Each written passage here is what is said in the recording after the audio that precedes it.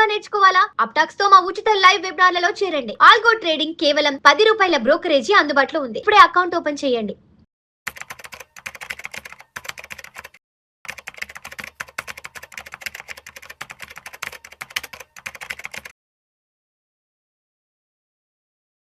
నమస్తే మాధవిరెడ్డి గారు. నమస్తే అండి. మాధవిరెడ్డి గారు, రీసెంట్ టైమ్స్లో ఒక కొత్త థీమ్ అనేది గట్టిగా మార్కెట్స్లో మంచి బజ్ క్రియేట్ చేస్తుంది. ఏదో గ్లోబల్ ఇన్వెస్ట్మెంట్స్ అంట, గ్లోబల్ ఫండ్స్ అంట. ఒక్కసారి దీని గురించి కొంచెం డీటెయిల్గా చెప్పగలరు? సో మనకి ఎప్పుడైతే అంటే దీనికన్నా ముందు ఇంకో బజ్ చూసాం, ఏంటది గోల్డ్ అండ్ సిల్వర్.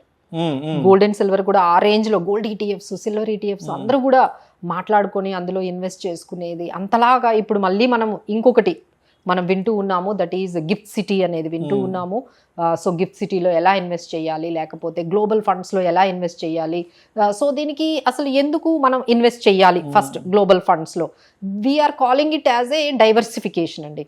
ఇప్పుడు మేమందరం ఏం చెప్తున్నాము, మీకు కొంత అమౌంట్ ఈక్విటీలో ఉండాలి, కొంత అమౌంట్ డెట్లో ఉండాలి, కొంత అమౌంట్ గోల్డ్ అండ్ కమోడిటీస్ అందులో కూడా ఉండాలి. ఎందుకంటే ఎప్పుడైతే మన ఈక్విటీస్ పెర్ఫార్మెన్స్ బాగాలేకపోతే మీకు కొంచెం డెట్ ద్వారా వచ్చిన ఫిక్స్డ్ ఇన్కమ్ ఇన్స్ట్రుమెంట్ అయినా ఈ డెట్ ఇన్స్ట్రుమెంట్స్ కానీ అది మార్కెట్తో సంబంధం లేదు, మీకు మార్కెట్ పెరిగినా తగ్గినా ఈ డెట్లో పెట్టిన అమౌంట్లో మీకు కొత్త 8% అలా వస్తుంది.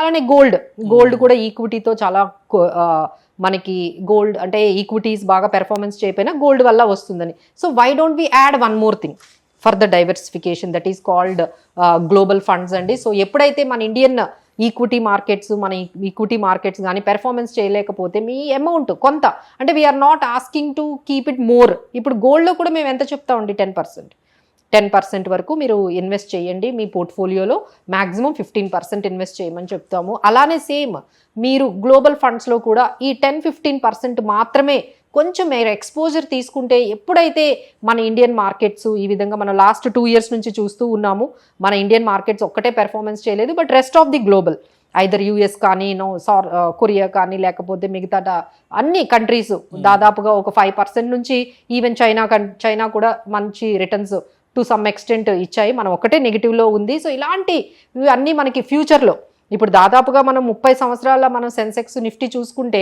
15-16 సంవత్సరాలు నెగిటివ్ వచ్చిందండి మనకు కూడా రిటర్న్స్. అంటే 50 times మనం కూడా నెగిటివ్ చూసాం ఇండియన్ మార్కెట్స్లో. సో ఇలాంటప్పుడు మనము కొంత అమౌంట్ మన ఓన్లీ ఇండియన్ మార్కెట్స్లో కాకుండా ఇలాంటి గ్లోబల్ ఎక్స్పోజర్లో తీసుకుంటే బాగుంటుంది. ఇప్పుడు ఎందుకు ఈ మధ్యకాలంలో బాగా థీమ్, ఎందుకంటే మన ఇన్కమ్ అంతా రూపీస్లో ఉంటుందండి, మన ఎక్స్పెండిచర్ అంతా కూడా డాలర్స్లో ఉంటుంది. మీరు ఊబర్ వాడుతున్నారు, మీరు వాట్సాప్ యూస్ చేస్తూ ఉన్నారు, మీరు నెట్ఫ్లిక్స్కి వెళ్తున్నారు, మీరు స్టార్బక్స్కి వెళ్తున్నారు, ఇవన్నీ ఏంటి, ఇవన్నీ కూడా మనం అన్ని చేస్తున్నది ఏంటంటే బయట కంట్రీస్లోకి ఫారెన్ వాళ్ళు వాడుతున్న, మీరు మొబైల్స్ యూస్ చేస్తున్నారు, లేకపోతే ల్యాప్టాప్స్, ఇవన్నీ కంట్రీస్ ఎక్కడి నుంచి వచ్చాయి, బయట కంట్రీస్. అంటే మనకు రూపీస్ లో వస్తున్నాయి కానీ మన ఎక్స్పెండిచర్ మాత్రం డాలర్స్ లో జరిగిపోతూ ఉంది. అదొకటి మీరు గమనించాలి. ఇంకోటి రూపీ డిప్రిషియేషన్ అండి. మీరు చూసుకున్నట్లయితే రూపీ చాలా డిప్రిషియేట్ అయిపోతుంది. మీరు ఈ విధంగా రూపీ డిప్రిషియేట్ అయినప్పుడు మీరు ఎంత ఇక్కడ సంపాదిస్తున్నా మీ ఇన్ఫ్లేషన్ అనేది బాగా మీ ఇన్వెస్ట్మెంట్స్ని, మీ సేవింగ్స్ని తినేస్తూ ఉంటుంది. అంటే మీకు ఇన్ఫ్లేషన్ అడ్జస్టెడ్ రిటర్న్స్ రావన్నమాట. ఇప్పటికే ఇన్ఫ్లేషన్ 5-6% వస్తుంది. సో మీకు 8%, 10% ఇట్లా వస్తే మీకు వెల్త్ క్రియేషన్ జరగదు. సో దానివల్ల ఏంటంటే మనం ఇంకొంచెం బెటర్గా ఇన్వెస్ట్మెంట్స్ చేయాలి. ఈ ఇన్ఫ్లేషన్, ఈ రూపీ డిప్రిసియేషన్ అనేది చాలా వరకు మనల్ని, మన ఇన్వెస్ట్మెంట్స్ని వెనక్కి తీసుకెళ్ళిపోతూ ఉంటుందండి. సో ఆ రూపీ డిప్రిసియేషన్ని మనం హ్యాండిల్ చేయాలి అంటే కొంత ఎక్స్పోజర్ డాలర్స్లో మనం ఉండాలి. సో చాలామంది అనుకుంటారు, అందరికీ ఉండే అపోహలు ఏంటంటే చాలా అమౌంట్ కావాలి, గిఫ్ట్ సిటీ అంటే 1 crore ఉండాలి, 50 lakhs ఉండాలి. అలా ఏం లేదండి. ఇప్పుడు కొత్తవన్నీ కూడా మనకి వచ్చేసాయి. LRS ద్వారా అనే స్కీమ్ ద్వారా ఇప్పుడు మ్యూచువల్ ఫండ్స్ కూడా వచ్చేసాయి. అది మినిమం 5 lakhs నుంచే మీరు మొదలు పెట్టుకోవచ్చు. సో మీరు దానికి ఇప్పుడు NFO కూడా ఒకటి వస్తూ ఉన్నాయి, మంచి ఫండ్స్ వస్తున్నాయి. అంటే ఇది కూడా ఒక మ్యూచువల్ ఫండ్ ఏనండి. బట్ ఏంటంటే they will invest everywhere in the world except ఇండియాలో తప్ప మిగతా గ్లోబల్లో అన్నిటిలో కూడా వీళ్ళు మీ అమౌంట్ని ఇన్వెస్ట్ చేసి పెడతారు.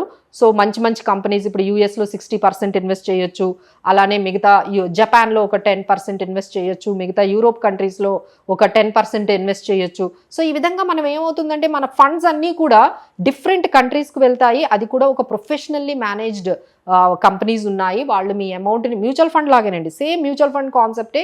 ఇక్కడ మనం మ్యూచువల్ ఫండ్కి మనీ ఇస్తే వాళ్ళు డిఫరెంట్ సెక్టార్స్లో ఎలా అయితే పెడుతున్నారో, వీళ్ళకి మనీ ఇస్తే వాళ్ళు డిఫరెంట్ కంట్రీస్లో ఏ కంపెనీస్ బాగున్నాయి, ఏ సెక్టార్స్ బాగున్నాయో వాళ్ళు ఆలోచించి మీ మనీని పెడతారు. So this is one more advantage ఏంటంటే, మనకి రూపీ డిప్రిషియేట్ అవుతూ ఉన్న మీ ఇన్కమ్ అనేది బాగా పెరుగుతుంది. అలానే అక్కడ మనకి ఏదైతే గ్లోబల్లో మనం అందరం కూడా ఇప్పుడు గ్లోబల్లోనే మనం అంటే మనం అన్ని వాడుతున్నవన్నీ మార్నింగ్ నుంచి మీరు లెక్క పెట్టుకుంటే అన్ని కూడా వాట్సాప్ దగ్గర నుంచి ఫేస్బుక్ వరకు ఏది మనది కాదు, అన్ని మనం బయటే చేస్తున్నాం. బట్ ఇక్కడ ఇన్వెస్ట్మెంట్లు మాత్రం ఇక్కడ చేస్తున్నాం ఇండియన్.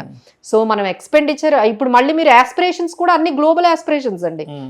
బయటకు వెళ్ళాలి, ఫారిన్ కంట్రీస్లో ట్రావెల్ చేయాలి, ఫారెన్కి వెళ్ళి చదువుకోవాలి, ఫారెన్కి వెళ్ళి జాబ్ చేయాలి. అంటే మన ఆస్పిరేషన్స్ అన్ని ఫారెన్ అంటే గ్లోబల్కి వెళ్తూ ఉన్నాయి. మన స్పెండింగ్ అంతా కూడా ఫారెన్లో జరుగుతోంది, అంటే ఈ డాలర్స్లో జరుగుతుంది. ఓన్లీ ఇన్వెస్ట్మెంట్స్ మాత్రం మనం ఇండియన్లో చేస్తుంటే అది కొంచెం వర్కౌట్ అవ్వదు. సో కొంచెం ఎక్స్పోజర్, బట్ మీరైతే ఎవరు కూడా డైరెక్ట్గా ఏమీ చేయకండి. ఏదైనా ఎక్స్పర్ట్స్ ఉన్నారు, వాళ్ళని కనుక్కొని ఎలా పెట్టాలి అనేది తెలుసుకోండి. So otherwise we're there to help you. ఏ విధంగా ఎలాంటి మ్యూచువల్ ఫండ్స్ ఉన్నాయి, ఎలాంటి ఇందులో టాక్సేషన్స్ ఉన్నాయి, ఇవన్నీ కూడా సిస్టమ్స్ అన్నీ కూడా మనం గమనించుకొని తెలుసుకొని ఇన్వెస్ట్ చేస్తే బాగుంటుందండి. బట్ అలాంగ్ విత్ గోల్డ్ కమోడిటీస్లో మనం ఎలా అయితే మీరు అందరూ కూడా 10-15% ఇన్వెస్ట్ చేసుకున్నారో, అలానే మనకి ఈ గ్లోబల్ ఫండ్స్లో కూడా మీరు ఇన్వెస్ట్ చేసుకుంటే definitely it will help you for the diversification. Asset allocation కూడా బాగా జరుగుతుంది.